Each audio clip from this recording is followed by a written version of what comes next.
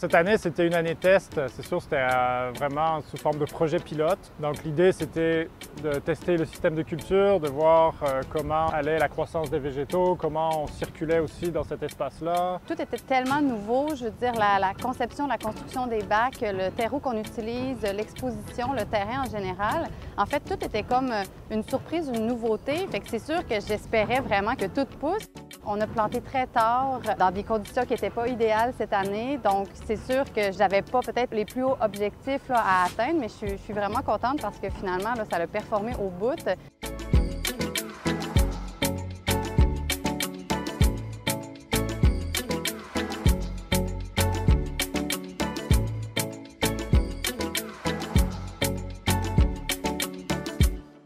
Le projet des jardins du Bas-Saint-Louise, initié par les urbaniculteurs, c'est comme un peu le jackpot pour nous parce qu'il répond à plein de nos objectifs, autant en développement social qu'au niveau environnemental, qu'au niveau agriculture urbaine, évidemment. L'agriculture urbaine répond à plusieurs défis du 21e siècle.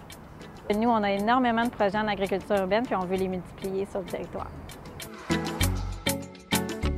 Il y a plusieurs choses qui m'ont surpris. D'abord, l'engouement des gens, du public en général pour le projet. On s'est rendu compte qu'ici, c'était un site qui était très névralgique avec beaucoup de visiteurs qui venaient nous voir, qui venaient nous questionner, qui venaient nous féliciter aussi pour ce beau projet. L'autre chose qui m'a surpris aussi, c'est l'engagement des bénévoles.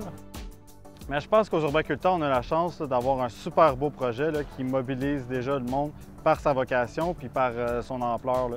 Fait que la ferme urbaine, c'était vraiment quelque chose qui attirait les gens, je pense, de prime abord. Les gens qui passaient dans la rue, ils étaient curieux. J'ai recruté des bénévoles aussi juste qui passaient dans la rue puis qui voyaient le site puis qui voulaient s'impliquer, qui voulaient faire partie de ce beau projet-là. Les gens, je pense qu'ils voulaient s'impliquer aussi pour apprendre, pour appliquer ça à la maison, là, les techniques de jardinage. Puis aussi, ils cherchaient une façon de s'impliquer dans leur communauté puis de redonner aux prochains. Puis c'était une belle façon de faire, une façon concrète de le faire en jardinant ici à la ferme, vu que les récoltes étaient acheminées à des organismes communautaires et à des marchés solidaires. Bien, pour l'année prochaine, on vise de tripler la surface de production qu'on a cette année.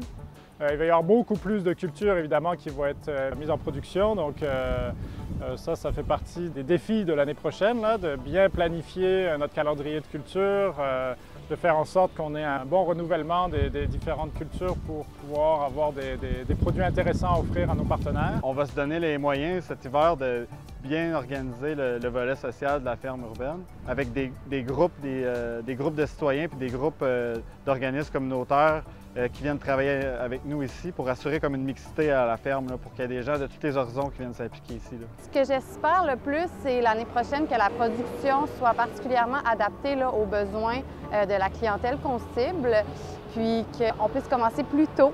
Fait que j'aimerais ça faire des cultures printanières si possible pour pouvoir avoir là, des récoltes le plus rapidement possible. Puis sinon, c'est ça, c'est apprivoiser le triple de cette superficie. J'espère que l'année prochaine, ça va être génial.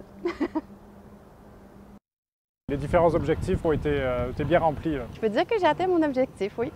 Moi, ils ont atteint mes attentes qui étaient déjà très élevées. On veut poursuivre, c'est certain. Là.